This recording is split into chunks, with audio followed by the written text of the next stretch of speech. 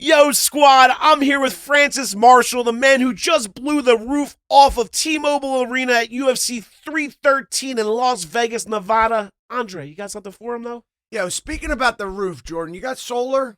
I don't have solar. You don't have solar on No. your house? Yo, if anybody is interested in solar, we're going to be doing a free solar panel giveaway, sponsored by Power, located right here in South Jersey. Anybody interested in getting a solar, save a bunch of money on your electric bill, get a tax write-off. Who wants to get free money? Who likes free money? Let them know. Toko, Tapout or Cashout, baby.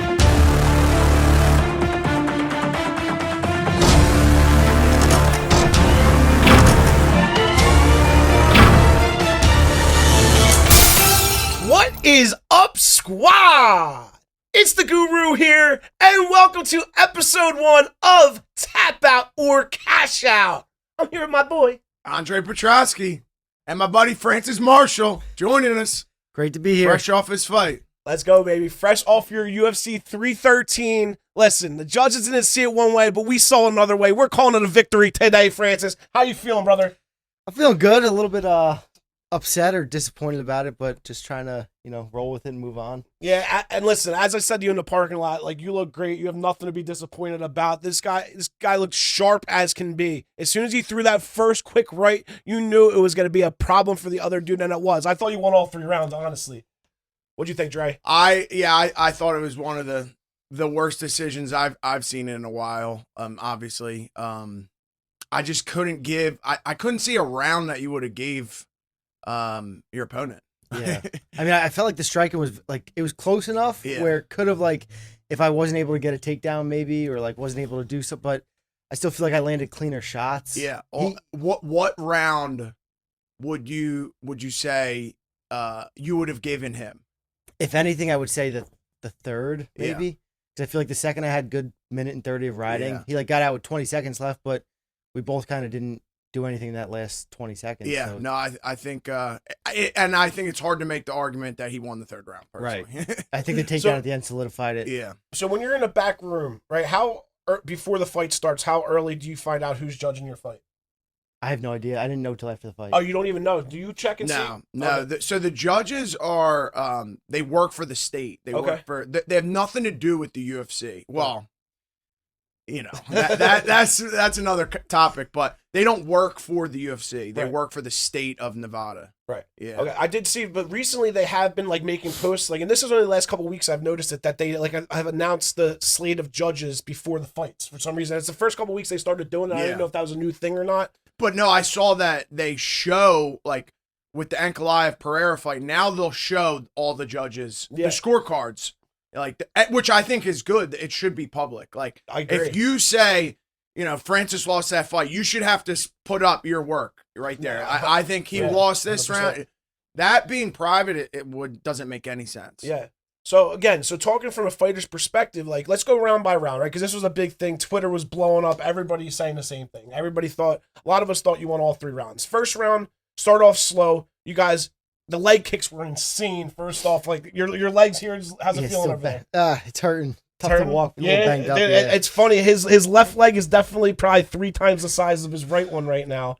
So imagine what the other guy's legs look like. Yeah, it's probably a little hurting, but I mean, I'm not really known for my kicks much. I haven't kicked that much in fights, or struck a lot, and more kind of looked at it, I feel like, as a grappler, wrestler kind of. So to be able to go out there and land some good solid kicks that I've been landing in training and stuff, kind of. I liked how you mixed in, you threw a hook and went same side leg kick. Whitaker does the same thing with a head kick, but I haven't really seen many people throw it to the leg.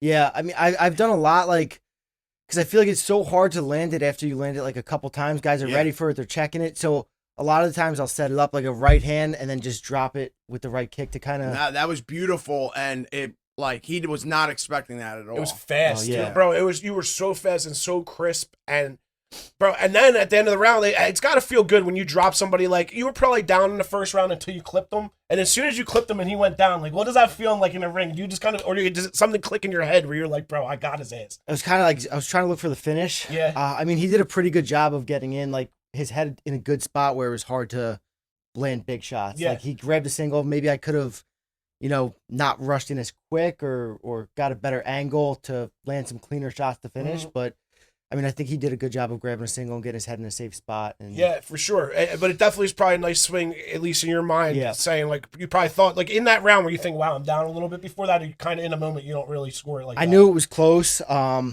didn't think I kind of had the round. He stuffed the takedown. Yeah. I knew I was either going to have to in that last minute get it either a takedown or you finish strong with volume. Great. So going into your corner, you're clearly up 1-0. Now round 2. What's your thought process as you're coming out? Keep working the forward pressure and work the takedowns. Work the takedowns. And you thought you clearly won round 2 as well in your mind going into the corner? Or that was your closest round in your head? I think I thought I won it going into the corner, but after the third round, I forgot that I even took him down in the second. Right. So I thought I was only up.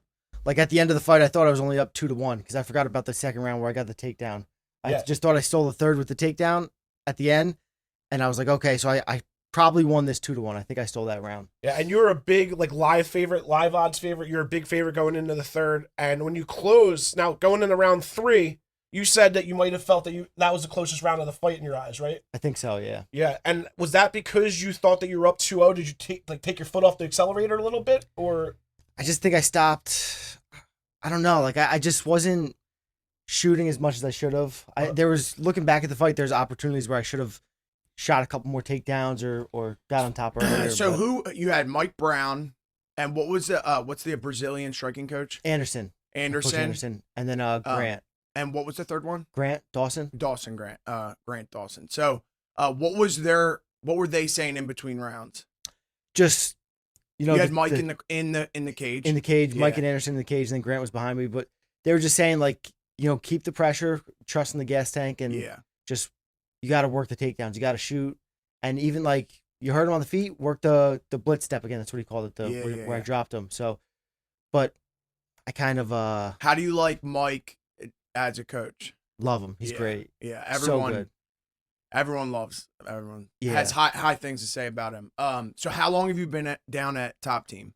I went there after my Bulgarian fight. I lost to him, and then I went down. Who's a killer? Killer. Good. Yeah, really good. And I went down to try it out for a week. Liked it. They liked me. So then I was still working up in Jersey City as a fireman. So I was going back and forth. Like when I would have breaks, I'd go down for a week or the 2 weeks here and there. And then finally in last July, I moved down full time. And not to get too much off topic here, but fireman's great job for a fighter, right? Phenomenal. Because you get 2 24-hour shifts. Is that what it is? It was 1 on, 3 off. So it was 24 on, 72 off. Wow. But you're done. You're done that now. Done with that now, yeah. Let's go. No, my man made it. Full-time fighter.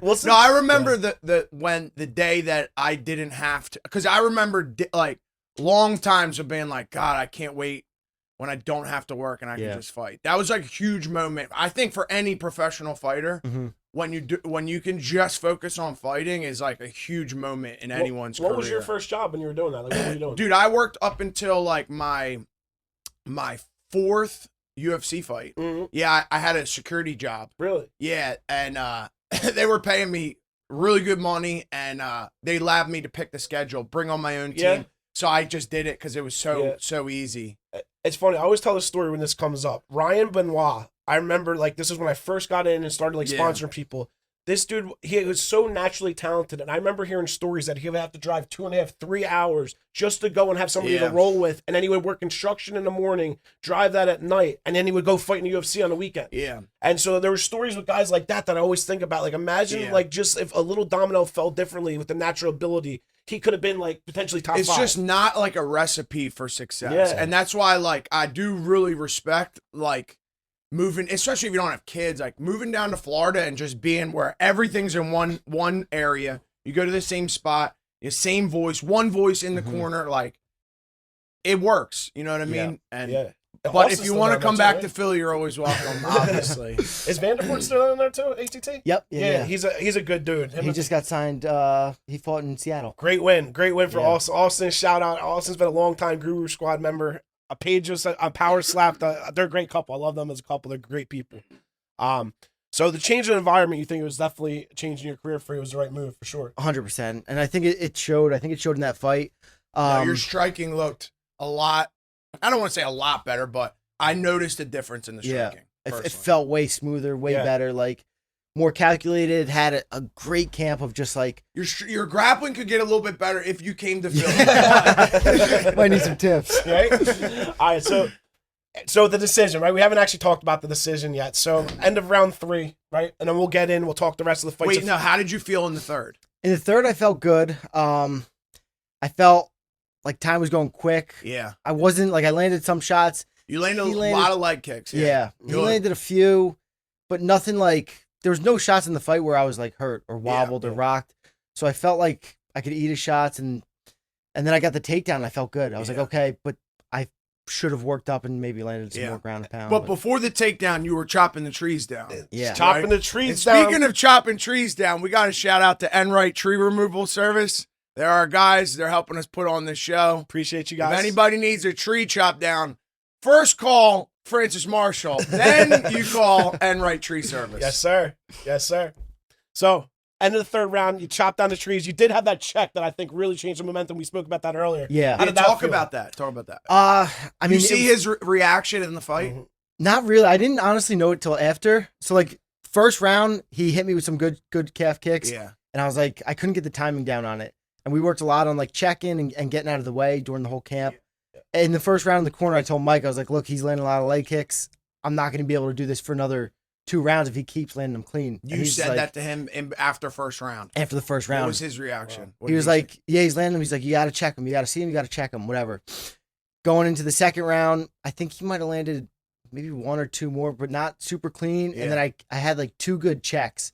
And then looking back on it, in the fight, you don't realize, but looking back on it, I'm like, oh, yeah, he stopped throwing them after I checked that good. Which you had that sense of awareness in the middle of the fight, in the round? In the round, yeah. So, what's your record? 9-2?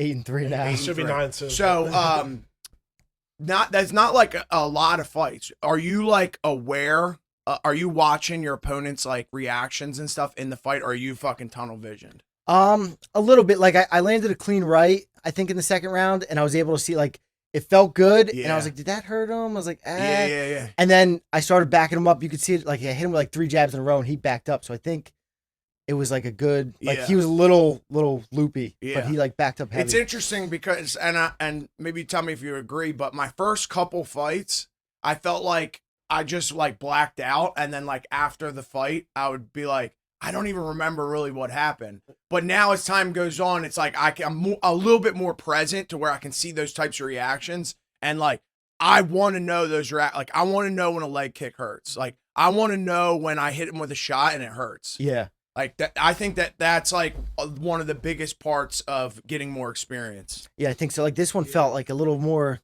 I don't want to say slowed down, but like more like comfortable where you like, 100%. It felt way more like practice. Like I was Yeah. at the gym sparring. Like it wasn't like as uncomfortable as I've been in the past. Yeah. And from a fan's perspective, you could see it. Like you looked confident, you looked comfortable, you looked like you should have been the -300 favorite when that fight started. Like I said, as soon as you threw what Andre was talking about. Now, for us couch potatoes, talking about the leg kick or the checks, what exactly, can you explain to us what a check does, what the difference between eating a calf kick and actually checking it is? Can you guys explain that to us a little bit? I mean, checking, I think expert. it takes the damage away, and it hurts him. So more. what are you it's doing, like, right? So what is the difference between just eating a straight calf kick? What are you actually doing when you're checking? What's the difference in motion? You're like turning your foot out, so he's kind of hitting your shin or knee. Okay, so the Rather than objective, the muscle. Yeah. Right, okay, so you're trying to have them hit your shin. Versus, Yeah. Okay, that's what a check is. So for you at home that don't understand, you know checking's good when they say, "Oh, he checked it," but in my head, I don't really know what's going on. So now we do. Thank you guys. Yeah, I Appreciate mean, that. if you're gonna kick me, I would much rather you kick me on the knee or the shin, which is also gonna hurt you and make you be like, I don't really want to throw that again. Yeah. Okay. Or then you hit the soft spot of my leg, that don't hurt you at all. Yeah, well, unless you're throwing kicks. Andre hit me with a couple of those. And I took it, like, you know what I mean, walk off. No problem. Peep the Instagram. The video's on there. All right, so there we go. So, the decision now, right? Decision. So I have a video. I don't know if we're going to be able to post it or not for, but instant reaction. Thought it was a 30-27. You were -3,000 on the live line, right? So 30-1 when the fight closed. Everybody and their mother thought that you won, right? So I see the octagon opens up. Bruce Buffer walks in, his face, and you see it on the video. I'm screaming like, "Oh my God, I'm like, look at Buffer's face. He's not happy. This is definitely a split decision. They're about to take it from Francis. And this is my reaction on the video. Sure enough, they start reading it. What's going through your head? The first one comes out, it was 30-27 me. And I was like, okay, it's going to be a split decision, but there's no way this is a split decision. One judge has me winning 3-0 and 2 judges have me losing. So they read his. I'm like, okay. And then the third one's coming. I'm like, all right, I'm going to win. This is like what they're going to raise my hand.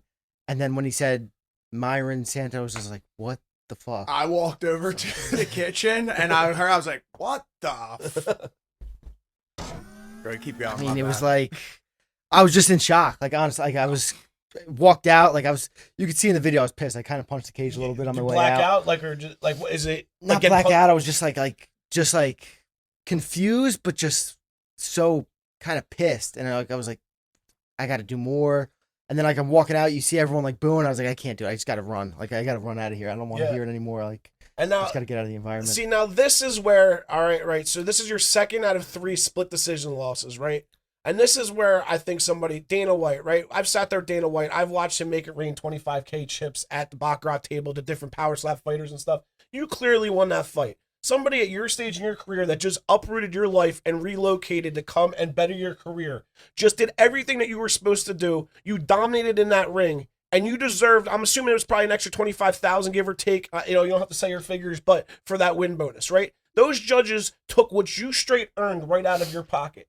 Dana White, if you're seeing this right now, make it rain on my man. He earned that money. Give him at least 125K chip, if at least not 2. He earned it. He did what he had to do. Why does he not deserve that in his bank account?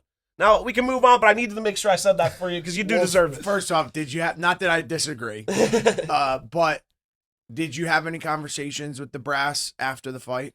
A little bit, but who's your manager? Jason House. Gotcha. Good guy. Yeah, good guy. Great. He's been great to me so far. Yeah. So I love him. So, any conversations?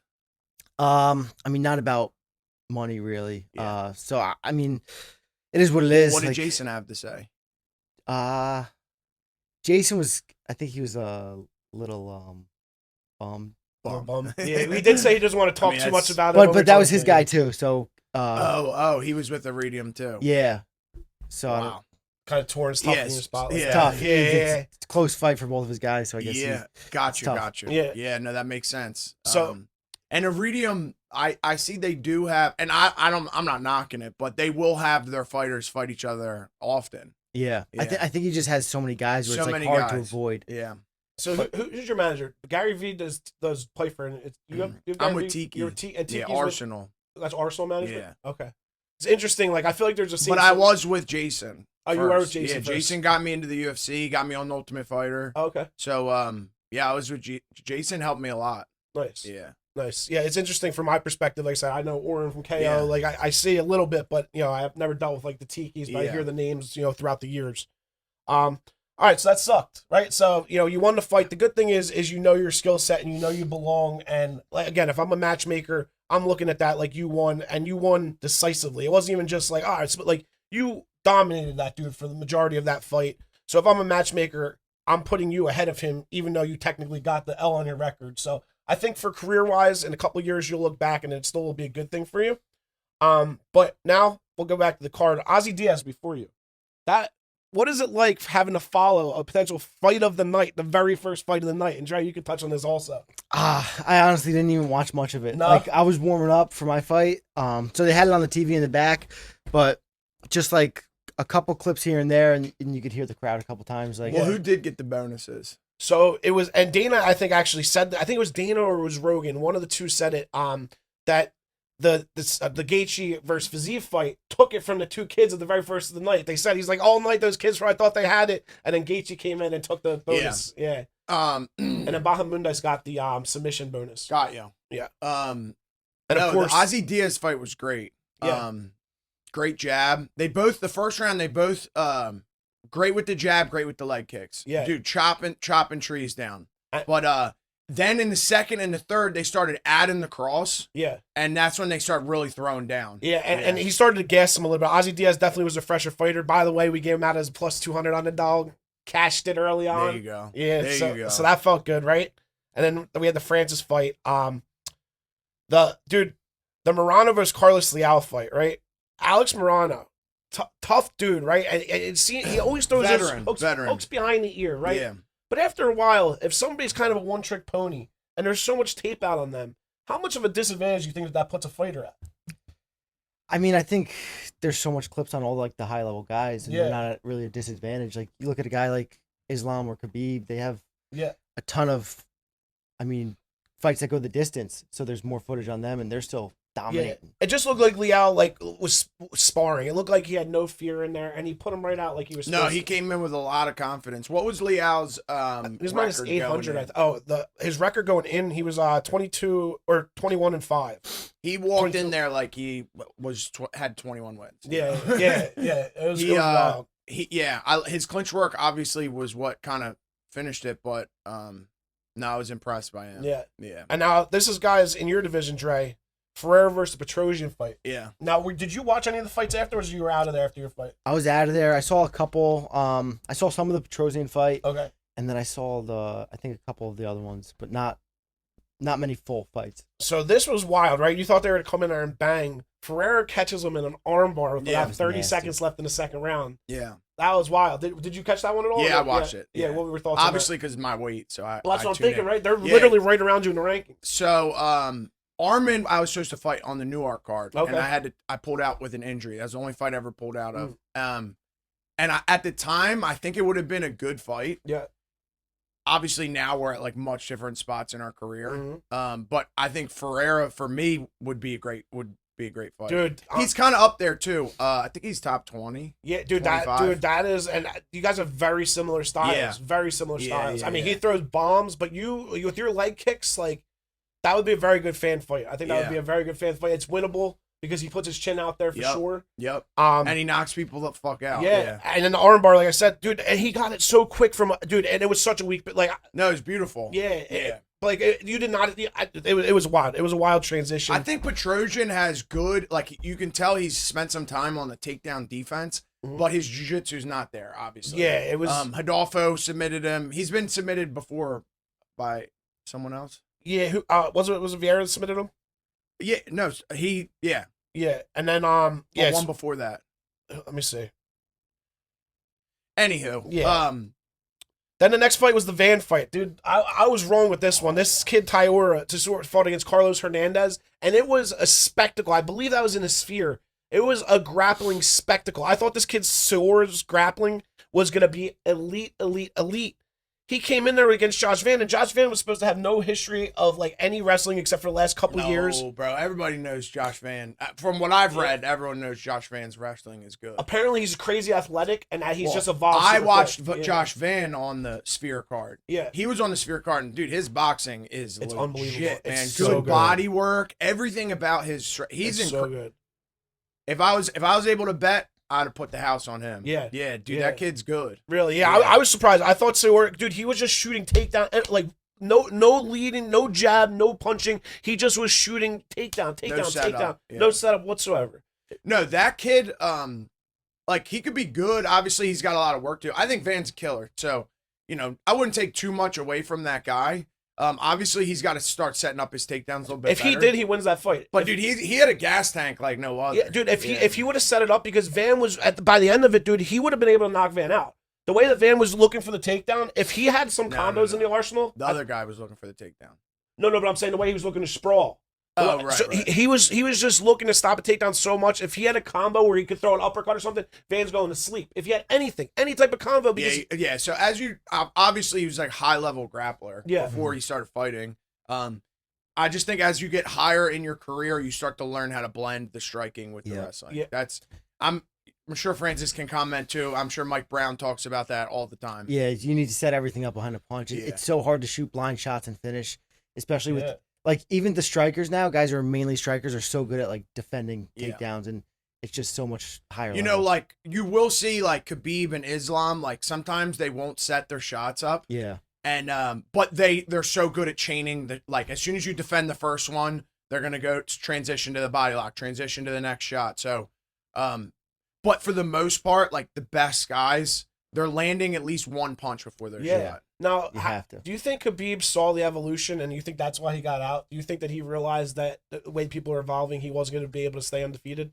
I'm not going to speak for Khabib, but I do think that if Khabib would have kept fighting, someone would have beat him. Yeah, like the styles, like you guys said, it now using the cage to prevent the takedowns. Like there's just so much more work that guys are savvy, and if they get taken down, they're able to use the cage. Even if somebody's a way higher level grappler, the cage really balances that out. That they're able, if they're able to get up against the cage, I feel like you get back on your feet, and then what do? Even if you're, it's either you. The cage is interesting. You either use it for you or against you. Yeah. Like if you know how to use it, like Sean Brady's great on the cage. Yeah. You know what I mean? Like some guys, the cage is it's really what you make of it. Talk And about let evolution. Francis talk about it. Yeah, I mean, it's like another element of the game, like another weapon to use, or even on defense, it makes it like it's like having a third leg. Like you have your two bases, and then you can lean against that on defense, or on offense, you could use it to set up, like pressure them in, pull them out, like just different things to reattack and mat return, because guys are getting so good at getting up to the feet. It's just you got to keep the pressure on them. Sometimes I'll bring in like really high level wrestlers, like wrestlers that are better than me, but I'll be like, hey, are you cool with us wrestling on the wall a little bit too? And like, yeah, dude, what's the difference? It's just wrestling. Yeah. And I'm like, I'll do one or two things, and it takes them a while to pick up on it. Yeah, and like I can take down wrestlers that are better than me. Yeah. Well, it's kind of like that beer can story. I don't know if you want to tell that, but when you said you used the house and for the takedowns, kind of same scenario, right?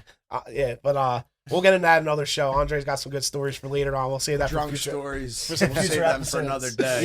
Yeah. But it is the evolution, and so as a better, right? Obviously, I have no idea what I'm doing. All I have is my eyes to see you guys actually have your body. I have about 6 to 8 jiu-jitsu classes in my lifetime. But it really is a noticeable difference now that the takedown has completely evolved over the last 2 years. It's just a totally different game. Before, if you took somebody down, you got mount, the fight was pretty much over. Yeah. Now, guys are getting right back up, and now you have to worry about your gas tank. It's just a whole different thing in training and fight IQ, like you said. The fight IQ really has been apparent, and guys that don't have it, right? Again, like that kid Sewer, 10-0, and just had no IQ to know to throw and set up the takedowns. It just... Yeah, I think for me, personally, it's like sometimes... Even if I know that like I can take you down and hold you down, it's like to what at what cost sometimes. Right. So it's like if I'm gonna waste a bunch of energy holding you down, I might as well just save that takedown for the end of the round. So I can still score the points of the takedown, but I'm not gonna waste a bunch of energy trying to keep you there. So, and this is a great question for both of you now. So what in the round, right? So do you kind of have a meter in your head? Are you able to evaluate where your gas tank is and like, hey, like I got room for this takedown, or you kind of don't know until it hits you that you're gonna gas? I just think I'm good until I'm not. Yeah. For you? It's like I have energy, and then it's just gone. Okay. And there's ways to like get it back. Yeah. Obviously, you there's ways to dig deep, but if you're good, you're not even thinking about. Yeah, you're not just really going. doing A million other You're things. just going. Okay. I'm curious to see like what training, and as much as you feel comfortable talking about, but like at Top Team, like do you have days where it's all wall work? Sometimes like during Mako's wrestling class, like Mako Monday. Mako Monday is great. He'll have us go live in like groups of 4, and then it'll be like one person starting on the wall for each other guy comes in for 2 minutes. So it's like like 6-minute round. You're on the wall the whole time, either on offense or defense.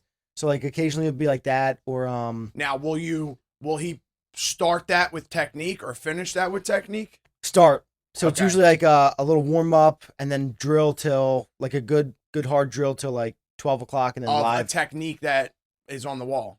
Yeah, on the wall. He'll mix it. Like he'll start like with your combos to shots or something, like to get the body warm, and then he'll start showing technique, and then build that into going live. Yeah, I mean, I will always come back to the Khabib's team, but those guys definitely have some good tricks on the wall, and I always anytime I can see like any technique breakdowns from Khabib or the stuff he's doing with the wraps on the wall, I always he's so good at like riding the wrists and like getting it the Dagestani handcuff. Everything he does though is just American wrestling.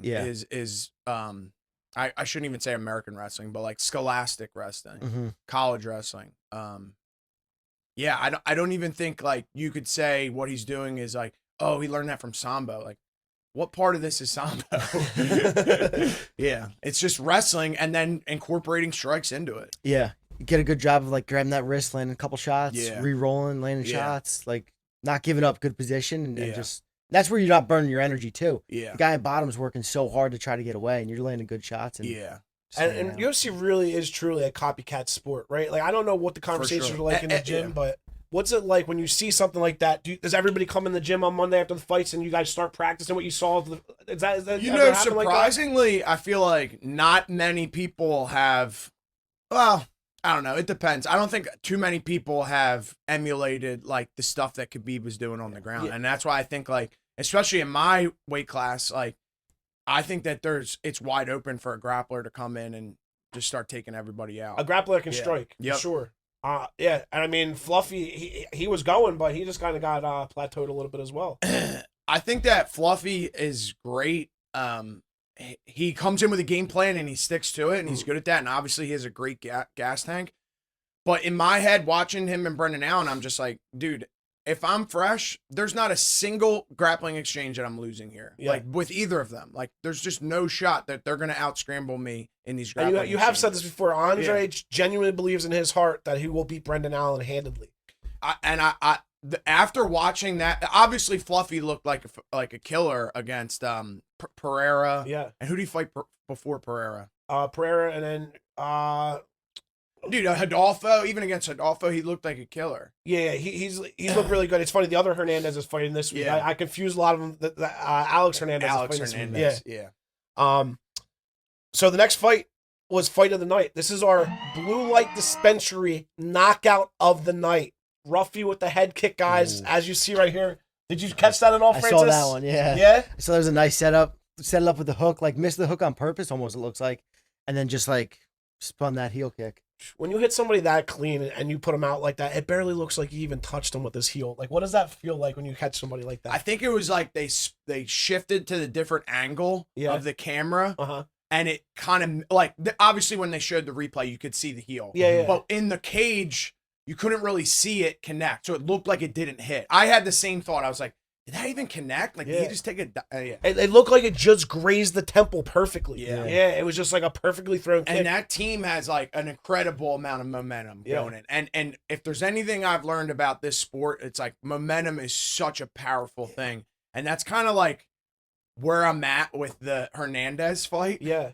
It's like I just feel like once a guy's momentum starts going down, it's really hard to stop. Yeah. If I was a bettor, I would put a lot of stock in momentum. Yeah. No, that's especially, it's like at March Madness, same type of thing, because it's confidence. Like, you know, 100%, dude. Mhm. And that team has got this much confidence right now. Oh, With dude, Gene the Silva, nerds, dude, dude. watching Oh my They're like goodness. 18-0 right now Yeah. or something. Yeah. Crazy. So I saw someone post it. It's like the 4 pictures of them with their record. So then someone else made one of our team and I was threw it just, up. that'd be Yeah. hilarious, sweet. actually. Yeah. Yeah.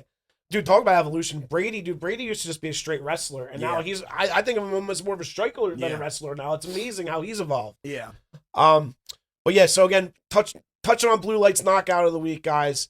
Blue Light Dispensary, Woodbury, New Jersey, another sponsor of ours. Every week we're going to feature our favorite knockouts of the card, courtesy of Blue Light. Go in, check them out. And why is it the knockout of the week? You guys like a little bit of those special gummies to go to sleep, put you right out. Blue Light Dispensary, Woodbury, New Jersey, and Gloucester City Steam. Now, next fight on the card. Whew, the girls fight. Well, Lamanda Lemos, Lucinda literally collected a paycheck, I thought. Like, she did not, I don't know what she did. I unfortunately bet on her. This was one of my horrible picks of the card. I don't know why I touched a women's fight, but dude, she looked like she did not want to be in the octagon. It was crazy. I think you fell asleep for this fight. Like, he actually did. Like, I'm not even joking around, but like, we were texting. First off, I love women. I don't have anything against women fighting. Okay, it just happened to be at 12 o'clock at night. You know, Jordan trying to paint me out to be this bad guy. I hate girls. No, I didn't watch it. Well, Lemos looked good. Amanda Lemos showed what she does. Moving on. What do you think about Ignacio Bahamondes? I didn't see much of that fight, but I saw Jalen Turner retired after. Yeah, and what about that? Imagine Do you believe it? I don't know. He's young. He's only Yeah. 29, right? Yeah. I think it's hard to like. Yeah, he's retire in a that good young. spot too. you know, in my mind, I think like once these guys start, like once it's time to, or where they start thinking about retirement, it's like, dude, you just start making money. Yeah. Like you don't start making money your first contract in the UFC. Like you're getting paid not great, but once you start making money, that's when like I don't know. I feel like it's early for Jalen. I don't know what he's done with his money up until now. I don't know what his financial situation is at all. I know he was with Tiki at one point, so I'm sure he had a great contract at some point. Tiki, yeah, shout out to Tiki, shout out to Arsenal. But I imagine that you know, sometimes when you retire, it's a good position because then they'll give you like a very fruitful offer to get you back. Yeah. You know, they'll give you a little something better just to get you back in. And bro, he looked good. Like he was winning the first exchange. He was in top position. It was his fault for not realizing that you don't want to be in Ignacio's guard like that. Like he should have stood right back up. Yeah. But like I didn't realize he had that ground game. Did you? I know you were asleep, but dude, dude, he put him right in a triangle, and bro, it wasn't just that. He was landing elbows off of his back. Like, dude, he got put, and bro, he landed like 15, 20 elbows, like slicing elbows and then just put him right in a triangle, and like to the point where Turner was like, it was like one of those slow taps where he wasn't even like fighting it, where he was just like, all right, tap. Like it was like he was like waiting. It was weird, but he must have just felt something that made him retire. Literally, like Ignacio Bahamondes is that good that he made a man retire at 29 years old. Who's like double the size of anybody in the weight class, which is crazy. I'm sure if I was a betting man, I'm sure he'll be back. He's got to do something. I think it goes with the momentum thing, though. I think that's like 3 in a row for him now. Three losses in a row. I think I so, mean, at least Can you look that up? If not, I mean, no, he was on a tear because he lost at 300. Well, to before Moicano. that, he beat Bobby Green with the. He got put up on Moicano too. That ref almost killed Bobby. Yeah, Moicano worked him. And after he fought Bobby Green, then he went to Moicano. I believe so. Yeah, I think it was at 300. Well, and Wright's Tree Service is hiring. If he needs a job, he lost to Ignacio, then Moicano, then he knocked out King Green. I mean, apparently Bobby Green. It's crazy because Bobby Green's knocked out a lot of people himself, but lately he's been a punching bag, which is wild.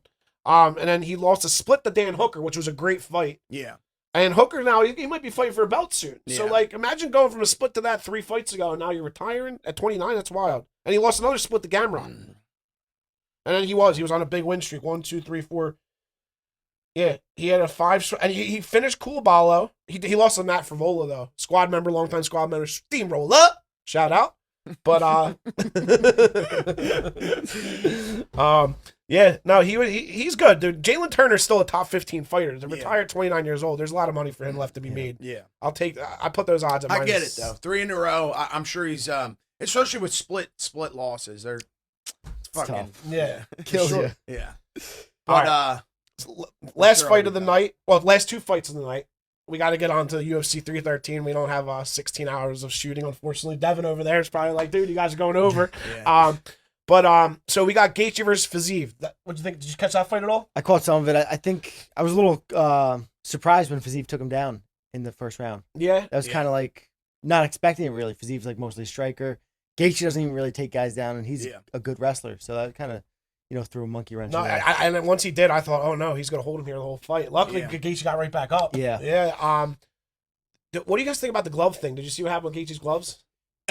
I mean, I hate to talk shit on the UFC, but like, come on, like, yeah, you have the same gloves. Like the it's literally like I forget what you call it when you get this. Not screen printing. Is it screen printed? I think so. When they just like laminate it on or whatever. Dude, literally, it's just like. Is that what it is? They do it. The letters. It's are not even like, factory. I think it was the worst when they had the 30th anniversary gloves. Yeah, so many guys were going like they were peeling off in the middle of the fight. Yeah. That's crazy. Yeah, he was saying he had to use tape because he didn't want to get in his eyes or somebody else's eyes. Yeah, look, and I'm sure they're making I don't know how many thousands of pairs of gloves, but still, like, yeah, that's wild. And yeah, it's a safety issue. Yeah, you get paint in your eye. All right, and now the main event. Did you watch it? Yeah, you watched it last night. Yeah. Okay. Potan goes down. We picked it. We made 21,000. Thank you very much. And Goliath. How'd you score it? Bro, I just don't see a round that Pereira won. 11 total head besides strikes. the 5th round. Maybe like I hate to say it, but I think Ankalaev won all the first 4 rounds. Yeah. He had a lot of forward pressure, right? Dude, a lot of forward pressure. He landed The problem is that I see with that. I think Pereira might struggle a little bit more with the southpaws. Yeah. So with that open stance, he doesn't have the same leg kick. Obviously, he still was throwing the same side leg kick to the outside, which works. Yeah. But the way Pereira throws his leg kick, he more throws like a soccer kick. Yeah. And it's so that he can get it back faster. Okay. He doesn't turn it over because that takes a longer time to retract. Uh-huh. So he kind of like throws like a slapping, and especially when you're opposite stance, it doesn't do as much damage. Okay. And that's why you could see like Ankalaev was kind of just continuing to press forward. Yeah. Besides those leg kicks, like, dude, I couldn't say one thing Pereira landed. And that's the thing did. about the leg kicks, right? The announcers go crazy about the leg kicks, but it's like, oh, the leg kicks, they're wearing on him. But then it's the 5th round, and all he has is leg kicks, and the guy's still there coming forward. Yeah. So how do you score as a judge the leg kicks at all? Really, the leg kicks didn't do anything. I agree. Yeah. Unless like Andre's last fight, right? Andre was like 2 leg kicks away from having Vieira drop, but then at the same time, you got to weigh whether it's worth him catching your leg and then get taken down and then losing the round. Yeah. You know what I mean? Is that kind of what was going through your head for that? Well, for me, not to get too off topic here, but when I heard his corner, like I said, we fought at the Apex, so it's like I could hear it is a different. It's totally different. Way different. Crazy. You can hear his coaches. So I could hear his coaches. I don't know exactly what they said, but I could tell that they were telling him he's got to get the fight to the ground. Yeah. And this was like end of the first. And man, like so then he came and shot that, which I was prepared for, but I could tell like he couldn't really drive forward as much. Yeah, you just kept coming out the back. And I knew that the leg kicks had taken a toll on him at that point. Yeah. And then later in the fight, they were like, let's get back to the jab. Let's get back to the jab. But he didn't want to throw the jab because every time he threw the jab, I just ripped the calf. Yeah, you were ripping that cat. Yep. All right. So, dude, very, very good card for us. Even though the Francis robbery, we were calling it a robbery. You won that fight. Like I said, when you talk about this in 15 years, you won that fight. You got permission to say that. Hopefully, Dana, take care of my boy, bro. Listen, I've seen you make it rain 25K chips. Sprinkle some over there at America Top Team for my boy, all right? Now, this week's card, guys. Following up a UFC 313 card, we have the rematch between Vettori and Roman Dolidze. Now, we're going to go from the bottom of the card up, but interesting thing, that down there, doesn't Vettori train in ATT? Yep. So, he's down there. Was that a big deal, the Brendan Allen situation? Was that like a big topic for a couple months? I think so. I mean, I remember they got in that fight at the Hard Rock. Yeah. Down like that was in Remember August. that? No, I don't. So, Vettori was at the Hard Rock one night. They were gambling, and Brendan Allen in Florida, Hard Rock. Hollywood. They were gambling, and apparently they've had like you know any of the backstory or no? Not much of it. I know they had some. I don't know if it was just online, just some beef. Yeah, they had some history from something, and Allen hooked off, and Vettori actually He hit him. Dude, they brawled in the middle of the floor. And Vettori literally Louisiana boys. he threw one of those rights that Francis was throwing. Vettori did like off his back, and he actually caught it, and it was a mob scene. But yeah, they actually both He threw pulled down. guard in the casino. No, he threw it. Right. That was funny. All right, so no, but what you were getting at. So you said, was it an issue with? Oh, so like was that talked about or in the training room or kind of Brendan Allen's not with Top Team? Well, it was just an interesting thing. They just got in a fight in the middle of the casino with the whole world to see. I mean, I think it was just like a laughing thing. You know, you come in on Monday, you joke around about it a little bit. Like whatever started it, but not too big of a deal. That was just like the last. It is interesting how much they put the fighters together. Yeah. Like I don't think any other sport, like with like the NFL, like I don't think the NFL is like sharing facilities and their fighters like they got like we're fighting each other, and then they put us like in the same hotel rooms, training facilities. It's like Sugar Sean and Marab were just in a hot tub together last week. Yeah, they don't make it sound like that. Yo, my man just talked about his third leg in the octagon. Relax. I don't need to know about what they were doing in the hot tub. All right. So this week, first fight, we got Carly Giudice against Dubin, right? So early on, let me go down my notes here, guys. What do we think about this fight? Dubin's a monster. She's got some KOs in her. She KO'd Clark in the first round. I think that this one could be an actually exciting ladies fight. I think they come out and this could be a good opener for a women's fight. This one might be one that we could watch and get a little plus money finish on. we'll move on to the next one. Personally, I think we should start at the top. Yeah, you want to start at the top? Let's All start at the right, we'll start at the top. All right, so Vettori Delize fight. What do you guys think about that? I think Vettori. Vettori? Little bias there. Little bias. No comment. Just into Vettori. So this is their second time fighting out of 3 fights. Yeah. So the first fight was interesting. I am curious to see how Vettori, and I think like with working with Johnny Eblen especially, that maybe he'll do a little bit more grappling. Now, if I guess if it ain't broke, don't fix it. Like Vettori won obviously the first fight without grappling. Yeah. But I imagine that he could have scored some takedowns, like I said, at the end of the round, like with 30 seconds left to seal those rounds. Not that he's going to finish Delazi on the ground, because Delazi's a killer on the ground. Like you saw what he did to Hermanson. No, Delazi's a beast. Now flip that. I'm curious to see if Delazi's going to try to take Vettori down. Well, so I'm curious, right? So I think that first time they met, wasn't that the first time that Delize had moved up in weight class? So you think now, after having a couple times with that body, you think that he's going to be stronger, being able to carry the weight for longer at all? I don't know anything about. I didn't know that he moved up. Yeah, he used to be 185, I believe. No, this is at 85. Oh, he went up to 205. Oh, so no, he came down. I think he came down. Did he from come down from 205? He's as long as I've known him, he's been at 85. Yeah, I know he had a weight class jump. I might have just talked out of my ass there for a second. Let me check that out while we're going on the next fight. No, I think Vettori. Vettori's good. I do like Vettori. I would love to fight him one day. I think I match up very well against him. Delazi, I think I'm curious to see if he tries to take Vettori down. I think if he tries to take Vettori down, it could be a much different fight. I hope it's not the same exact fight I watched the last time. Just a remake of the first one. Yeah. Are you gonna make your pick, Jordan?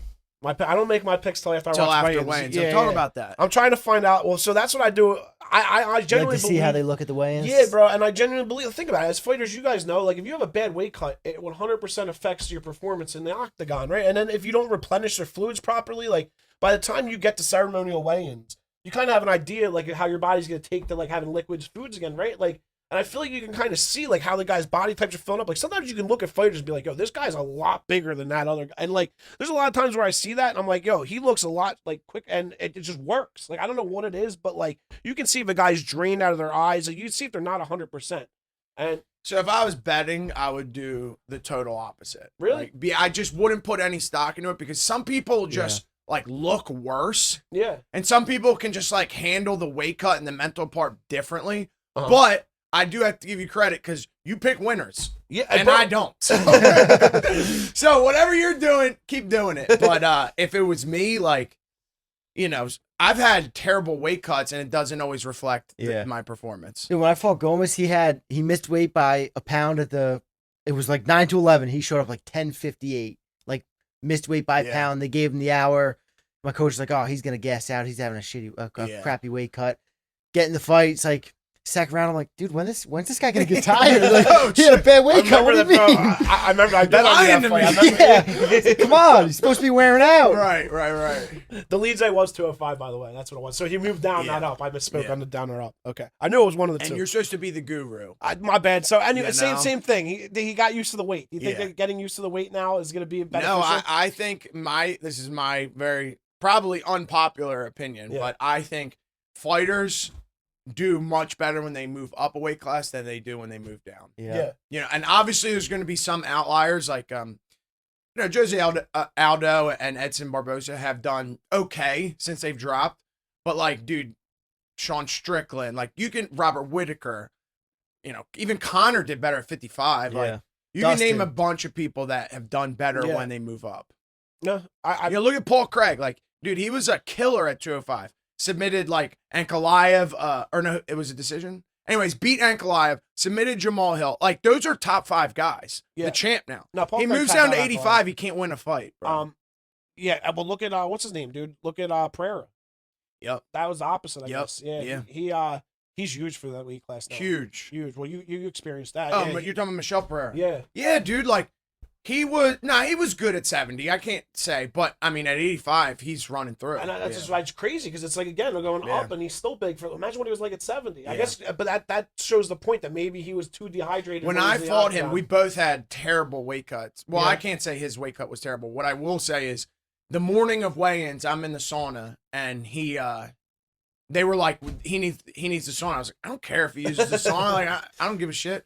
But they were like, dude, he's overweight, and I was like, I thought he just came up a weight class. Like, how is he overweight? And they're like, dude, he's struggling. He might miss weight. I was like, for 85? Like, yeah. But I guess, he looked huge in the cage. Bro, I looked across. I was like, God damn, son. And then he looked up like, what happened? Like, hey, that big. Is that the first time you had to cut weight with like the guy you're fighting? Or like near him? Next to him? I mean, I guess you cross paths a little bit. Yeah. No, I mean, I grew up wrestling. So yeah. Because usually, like, I feel like they always try to, like, I don't know, when you got a schedule for the PI, they're like, oh, if your opponent's here. Yeah. And then sometimes I guess you're just there with each other. Yeah, I think if no one complains or no one says anything, they'll just let it go. It's like, I'm not trying to fight yet. Dude, I'm just trying to make weight. Yeah, like, I don't want any problems. I don't have the energy to fight you right now. Yeah. Like. I would say you seem like a friendly ass dude. Like you don't mind at all if you come across your fight during fight week. Nah, like I'm not trying to have any. I mean, unless you're sitting here talking crap about me or my family or whatever. Yeah. Like, I don't have any ill will towards you. We're both going out there to do the same thing. You're trying to beat me up. I'm trying to beat you up. But I don't want to do it until I'm getting a paycheck on Saturday night. Yeah, no, I agree. We're both competitors. Yeah. At the end of the day, like I've been competing since I was 4 years old, and I have teammates like Pfeiffer's kind of like this, like, and Jeremiah.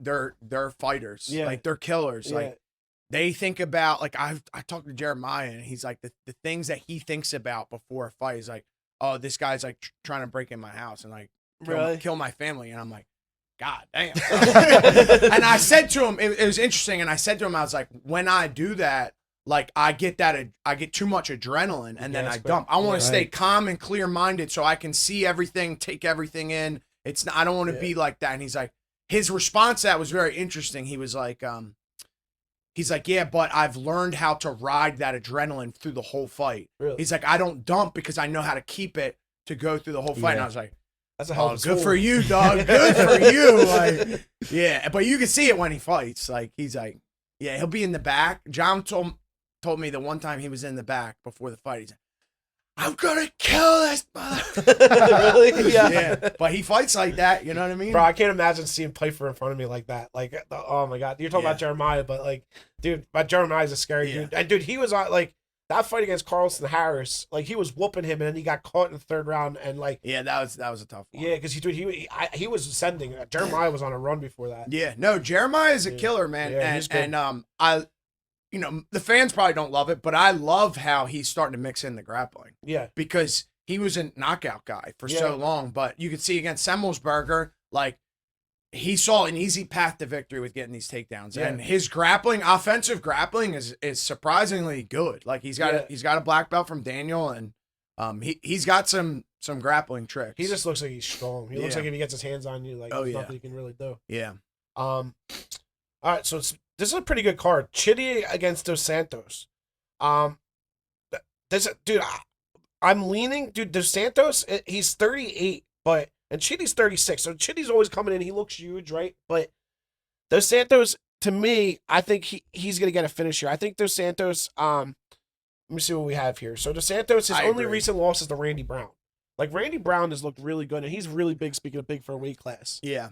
I thought he beat Fakardinov, the Brazilian guy. He beat Benoit Saint-Denis. Dude, those are big wins. Like, those are good guys. Like, no, that dude's a killer. Yeah. And I mean, dude, like Chitty and Randy, you can't always like use that as a factor because Randy, dude, he's got the longest arms. He's got a very difficult style to deal with. Yeah. Like if you don't know how to deal with Randy, he's a nightmare to deal with. Yeah, no, that's what I was saying because he went to decision with Randy Brown. That's his only recent. And Randy's surging. Randy's top 5 now, I think, right? At least top 10. Not that I know of, but yeah, he's on a nice streak. Randy was. And then Chitty, dude, he just went the distance with Jared Gooden. Which Jared Gooden, he's got like a one punch. He got like that right. He's like a knockout guy or nothing type guy. I wouldn't put too much stock in that. Nah. Well, that's what I'm saying. Yeah, that's what I'm saying. That Chitty's beatable is my point. I agree. Yeah. I think we could see a fight, a finish here for the Brazilian. Yeah. And then the third fight night, Choi versus Viejos, right? Viejos' only loss is the Gene Silva on the Contender Series recently. Yeah. He's a star. What do you think about him? I don't know much about him. No, Gene Silva or the other guy? Gene Silva. Well, Gene Silva, yeah, right? Do you Gene train Silva's with? a killer. He trains Fight Nerds, right? Yeah, he's Fight Nerds. Where is Fight Nerds out of? Are they out of Arizona? Brazil. Yeah. Oh, they're out of Brazil. Yeah. Why did I think they were in Arizona? And Caio Baralho, is that my way? Yeah, they're all Brazilian. Is it Ruffy or Fluffy? Ruffy. Gene Silva and who's the other guy they got? The girl. No, it's another guy that's undefeated. Yeah. Whatever. Yeah, we'll move on from that. If you guys want to call in and give us the answer. Yeah, right? We're going to have call-ins next week, by the way. All right, so now the other Hernandez, not Fluffy, against Holobal, right? Hernandez comes in minus 190 favorite. Holobal's plus 160. How do we feel about this one, boys? I think Holobal. Kurt Holobal. I think he's got some momentum, Obviously, he was cut from the UFC. Did he win the Ultimate Fighter? Either one or was in the final. Yeah, I think he was in the final. And then he comes back, and now he's like Katona, right? 2 out of 3, 3 out of 4. Yeah. He came and he worked people, and then he came back, and dude, he's a talk about a gritty grappler. Yeah. And talk about cauliflower ear. That man's got some cauliflowers on his ears. I think momentum's a powerful thing. I do like Hernandez on a personal level, but so I feel bad picking against him. But I mean, Hernandez just had a split against Austin Hubbard. If we're doing your MMA math, and Holobal choked out Hubbard. Yeah. So I mean, if we're doing, and not to mention that, but Hernandez has lost like 4 out of his last 5. Yeah. And he came in young. Like, he came in the UFC young. He's had a lot of fighting experience, and talk about the fight. It doesn't seem to have done much for him for some reason. I think he was in between gyms for a little while. I know he's from Texas, and then he was with Factory X in Denver for a little bit. So, I mean, that might be a factor in it. And I think he's in Kansas City now. He might be out of Kansas City now. Oh, so he's bouncing around a lot. He's not really getting. I'm not sure what's in Kansas City. There really is something to be said about the James Krause. We're allowed to talk about him. Yeah, right. Yeah, don't say that on here. Yeah. But now there is something to be said about what you guys have in your gym at ATT, and of course the Philly guys. Like, if you don't have that camaraderie, like where you guys are motivating each other and pushing each other to get better, like think about how many days you come in and you're lazy, you're tired, and like one of them push you, and then you're like, shit, I'm not gonna let play for one up me. Like, if you don't have that, like, how much does that help you to have that? It's huge. I mean, it's like the oldest argument is like, it's an individual sport. No, it's a team sport. It's like, yes, it's an individual sport, but like if you don't have the team around you to get you ready, like you're not going to do very well. Who's your go-to training partner at ATT? I train a lot with Grant. Grant Dawson? Grant Dawson. A lot with Dakota Bush, who was in the UFC, he's trying to get back now. But like just training with Grant a lot, and then like he's always helped me like one day a week work on top control stuff, like mat returns and riding on top, because I mean that's pretty much his specialty. So it's just like having those guys around that they're investing in you and you're like investing in them. Like you're both helping each other, and just I don't know, I think you just feed off of each other. Did you wrestle in college? No, just my last 2 years of high school. Nice. Just junior, senior. You didn't wrestle before that? No, wow. I was just doing jiu-jitsu. I wish I did, man. I wish of course. Looking back, it's like it would have helped so much more. Yeah. So then you went right into fighting? Yeah. I had my first amateur fight when I was a senior still. In high school? In high school, yeah. Wow. So you were 18? Yep. Oh, wow. Where was your first fight? AC, the Dead Serious. Oh, nice. Yeah. So we're up against it. We got 2 minutes left of the show. We want to touch on one more thing with the Okasa versus Span fight. Span's first fight as a heavyweight, going up against a guy that weighs 265 pounds. That's going to be something to see in the prelim main event. What do you guys think about this that one? I'm split on. Split on that one? I think on one side, momentum is not in Ryan Span's. Yeah. I do like when 205-pounders go up to heavyweight, because I feel like heavyweight is such a weaker athletically, and he's got a huge frame. He's tall. He's definitely going to be more athletic than Waldo Cortez. Yeah. But I think momentum is on Cortez's side. So I'm split here. Yeah, it's a tough fight. And again, Anthony Smith retiring now. You saw what he did, and him and Span were kind of a wash at 205. Yeah. So I don't know how he's going to fare against a much bigger guy. And he relies on grappling, so it's going to be tough to choke out somebody that weighs 60 pounds more than you that knows what they're doing on the ground. But at the same time, the grappling at heavyweight is horrendous. Right, and that's the other side of it. You know what I mean? So I could very well see him taking Cortez down and submitting him easily. Yeah. I could see that. Yeah. Well, Saturday, we will find out. Francis, brother, I appreciate you coming, dude. 8:30 in the morning, my man drove an hour to be in studio with us right after coming back from Las Vegas, Nevada. That's a real one right there. Dana, we're waiting for him to make it rain. These 25K chips, he deserves it. Give him the man his win bonus. Let's get it, guys. And if you guys have any requests on future guests, let us know. We're open to that. Yeah. Tap Out or Cash Out, episode 1 in the books, guys. Hey, it's a work in progress. We love you. We appreciate you. Share, like, comment, and follow. Let's get it.